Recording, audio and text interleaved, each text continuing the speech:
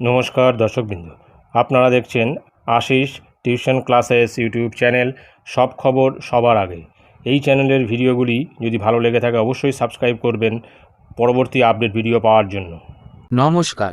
উচ্চ প্রাথমিকে নিয়োগ সংক্রান্ত একটি গুরুত্বপূর্ণ আপডেট আপনাদের সঙ্গে শেয়ার করতে চলেছি। রয়েছে বিতর্কিত নাম, উচ্চ প্রাথমিকের মেধা তালিকায় ফের জটিলতা। সাম্প্রতিক প্রকাশিত এই প্রতিবেদনটি আমরা বিস্তারিত জেনে নেব। উচ্চ প্রাথমিকে মেধা তালিকা প্রকাশ করা নিয়ে ফের জটিলতা তৈরি হল।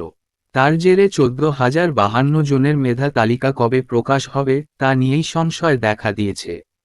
কলকাতা হাইকোর্টের ডিভিশন বেঞ্চ গত 28শে আগস্ট স্কুল সার্ভিস কমিশনকে নির্দেশ দিয়েছিল 1 মাসের মধ্যে কাউন্সেলিং করে উচ্চ প্রাথমিকের 14,052 জন প্রার্থীর মেধা তালিকা প্রকাশ করতে হবে। পরবর্তী 1 মাসের মধ্যে নিয়োগ প্রক্রিয়া সম্পন্ন করতে হবে বলেও নির্দেশ দিয়েছিল তারা।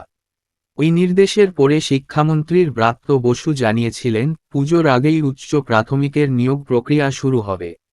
তবে এসএসসি সূত্রের খবর, ওই মেধা তালিকা নিয়ে উঠেছে নানা প্রশ্ন।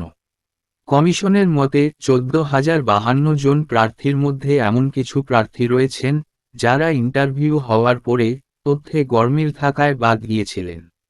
কিন্তু হাইকোর্টের নির্দেশ মতো 14,052 জন প্রার্থীর যে তালিকা প্রকাশ করতে হবে, সেখানে যারা বাদ গিয়েছিলেন তাদেরও অনেককে রাখতে হবে।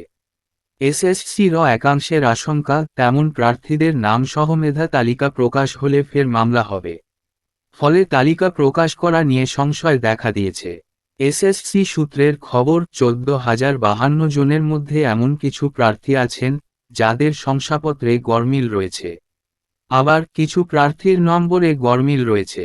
এমনকি প্রশিক্ষণহীন প্রার্থীও রয়েছেন কয়েকজন। ইতিমধ্যেই মেধা তালিকা প্রকাশ সংক্রান্ত ডিভিশন বেঞ্চের এই রায়ের পরে একদল চাকরি প্রার্থী তাকে চ্যালেঞ্জ জানিয়ে সুপ্রিম কোর্টে গিয়েছেন। শিক্ষা দফতরের এক কর্তা জানান, তারা নিজে থেকে সুপ্রিম কোর্টে যাবেন না। এই 14,052 জনের মেধা তালিকা প্রকাশ করার আগে আইনি পরামর্শ নেওয়ার প্রয়োজন আছে বলেই তারা মনে করেন। তাই এখনই তালিকা প্রকাশ না করে আইনি পরামর্শ নিয়ে তারপরে পদক্ষেপ করার কথা ভাবছে কমিশন। এদিকে ফের মেধা তালিকা প্রকাশের প্রক্রিয়া বিলম্বিত হওয়ায় হতাশ উচ্চ প্রাথমিকের চাকরি প্রার্থীরা। তাদের মতে বারবার তীরে এসে তরি ডোবার অবস্থা তৈরি হচ্ছে। পশ্চিমবঙ্গ আপার প্রাইমারি চাকরি প্রার্থী মঞ্চের সভাপতি সুশান্ত ঘোষ বলেন, ডিভিশন বেঞ্চের নির্দেশে 14,052 জন প্রার্থীর মেধা তালিকা প্রকাশ নিয়ে সংশয় থাকার কথা নয়।